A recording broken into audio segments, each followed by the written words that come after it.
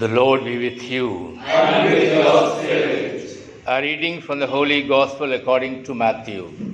Glory to you, O Lord. Now the birth of Jesus Christ took place in this way. Mathan was the father of Jacob, Jacob the father of Joseph, the husband of Mary, of whom Jesus was born, who is called Christ. This is the good news of the Lord. Praise the Lord Jesus Christ. Today we celebrate the gift of life. The gift of life to Mother Mary. Life is a gift that God gives not only to us human beings, but to all living beings, plants and trees, the animals also. All receive life. But perhaps the plants and trees, they are not aware of the gift they have received. And we don't know. They may be thanking God in their own way. We are definitely aware of the gift that God has given us. And we are called to reflect on the gift that God has given us and to thank God. This is the first gift that God has given us. God has given us so many gifts. This is probably the first one. And this gift is a free gift. Without being asked, God gave us. None of us asked God, God, please give me life. None of us asked. Freely it is given. So the day we received this gift is an important day for us. We consider that day very important, and that's why we celebrate our birthday. That's the day we received this wonderful gift from God. So the birthday is a celebration of gift. But what do we celebrate? To celebrate that God has given. What is there for us to celebrate? We have only received. But we celebrate in the hope that we will achieve something in life. That is a celebration. Even when we celebrate the birthday of a child, we not only thank God for the gift of life given to the child, but we look forward to the day that this child will fulfill the purpose for which God has given life, hoping that the child will achieve something. That something is the purpose for which God has given us life. So God has a purpose for each one of us in giving life to each one of us. And how do we know and when do we know whether we have achieved that purpose or not? Some are called to God even when they are babies. So when babies die, have they achieved the purpose for which God gave them life?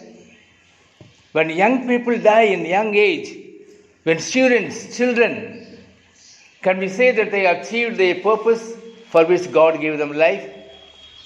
We don't know. But we know that they could have. For example, we have the feast of the Holy Innocents. Babies were killed, and we are celebrating that martyrdom. And we say their life purpose is achieved. They gave their life in order to save the child Jesus.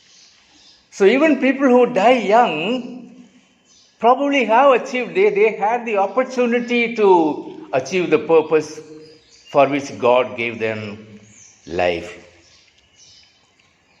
What is more important is to ask the question, am I achieving the purpose for which God gave me life?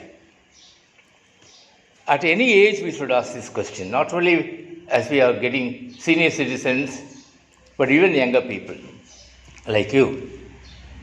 Am I doing something? Am I living in such a way as to achieve the purpose for which God has given me life?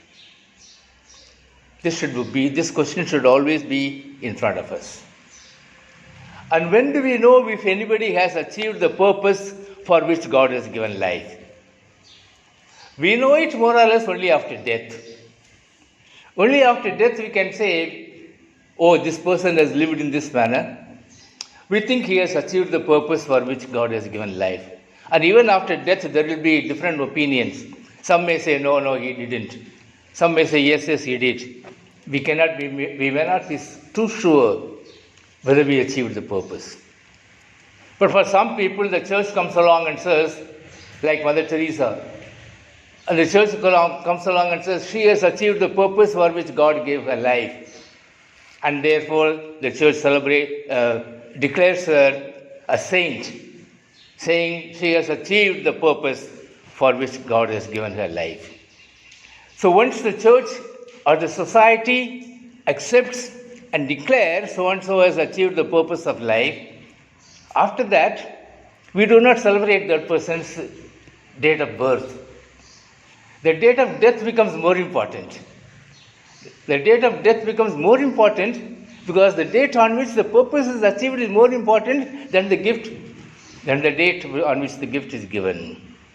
And that's why we celebrate always the death day of the saints, not the birthday of saints. We know the feast day or the death day of all the saints. Saint Anthony, for example.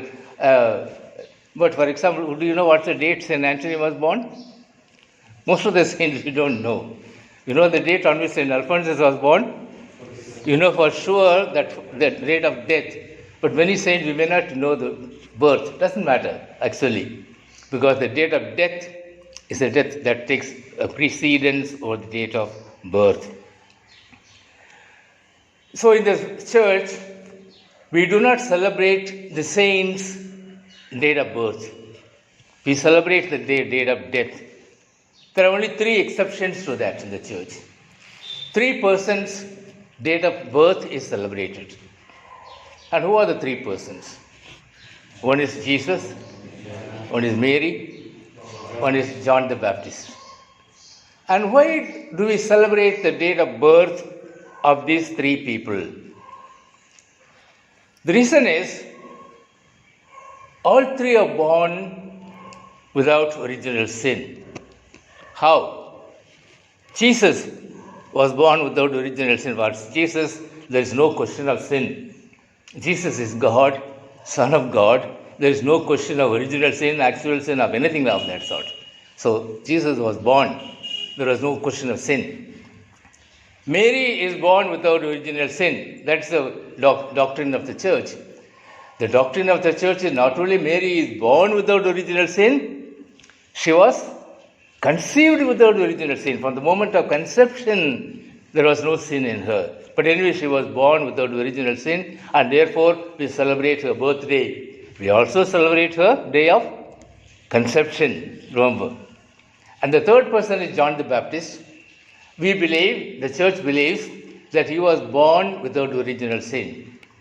He may have been, he was conceived with original sin, but the original sin was taken away when he leaped in Elizabeth's womb when Mary met her at the visitation.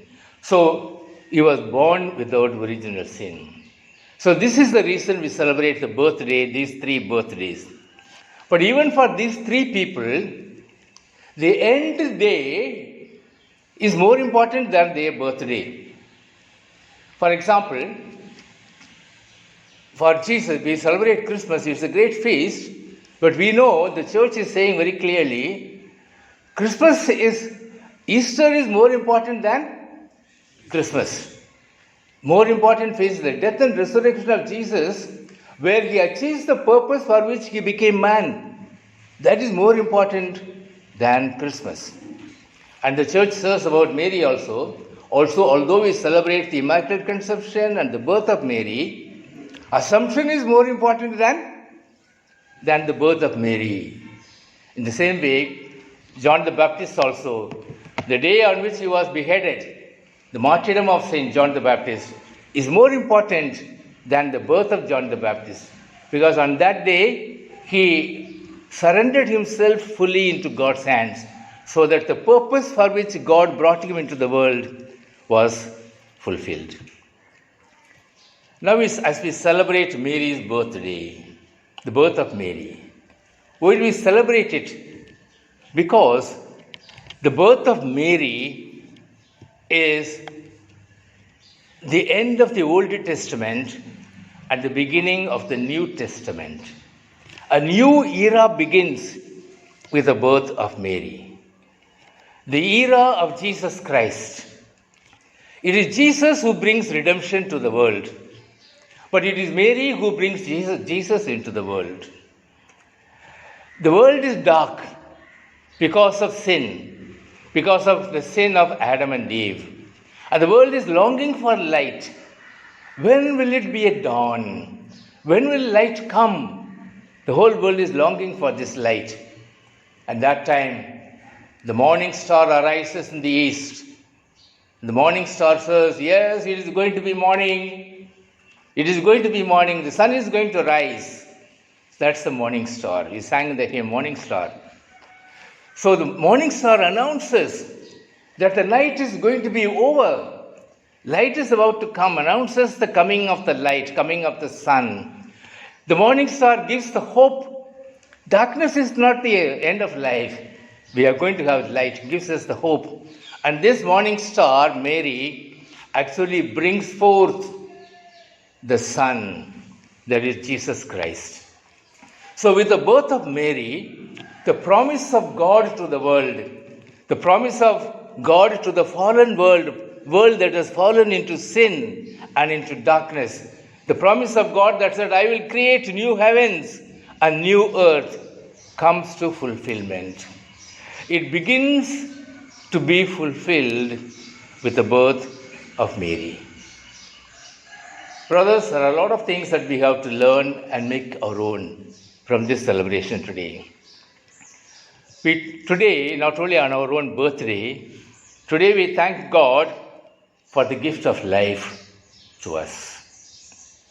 Every time we celebrate not only our own birthday, every time we celebrate somebody else's birthday also, we should be reminded. Every celebration reminds us that there is a purpose for which I am created. There is a purpose for which God gave me life. And what is the purpose that God gave me in my life? What is God's purpose in my life? This question we should keep asking all the time, every day. What is the purpose for which God created me? For which God has given me this gift of life? And am I doing something? Am I fully involving myself in fulfilling this purpose? If I died today, will the church tell the world? Will the congregation tell the world? Will my conference tell the world? If I died today, this man has fulfilled the purpose for which he was born. Will they say? This question we should ask ourselves every day. If I die today, whether we're young or seniors, whatever age, will the church, the congregation, or the conference will proclaim this man has fulfilled the purpose for which God has given him life. So if the church is able to declare that about me, about you, when we die, that means they're declaring that we are saints. We, every day, in our morning prayer and also in the Mass, we pray, we remember conference who are celebrating their birthday. We only celebrate the birthday of conference who are living. But for the conference who are not living, we do not celebrate their birthday. We celebrate, or rather we remember that it is the day of their death. In other words, what we are saying is, we believe, God, that they have fulfilled the purpose for which you have created them. And, oh God, in case there is something lacking in the way they lived, the way they did, please forgive them and bring them to fulfillment and give them eternal life. That's what we are saying. That's why we pray for the dead and their date of death. So we, like Mary, ought to be morning stars to the world. We should be persons who announce, who proclaim the word of God. Announce and proclaim the word of God, which is Jesus. Jesus is there, coming into your life, into our world. We should give hope to the world. hope to a fallen world, hope to a world that is dark, hope to a wounded world, hope to families which are suffering. That's what we are called, just as Mary gave hope. And not only that, we should actually be bringing Jesus into the lives of people, not only by what we say, not only by what we do, but by what we are. We should bring Jesus into the lives of people. When we do that, then celebrating the birthday of Mary becomes meaningful for us, and it becomes a challenge to us. So Mother Mary is our mother, our model, and our mentor. And just as we remembered in the beginning of the Mass, we should surrender ourselves just as Mother Mary surrendered to fulfill the will of God, to bring Jesus into the lives of people.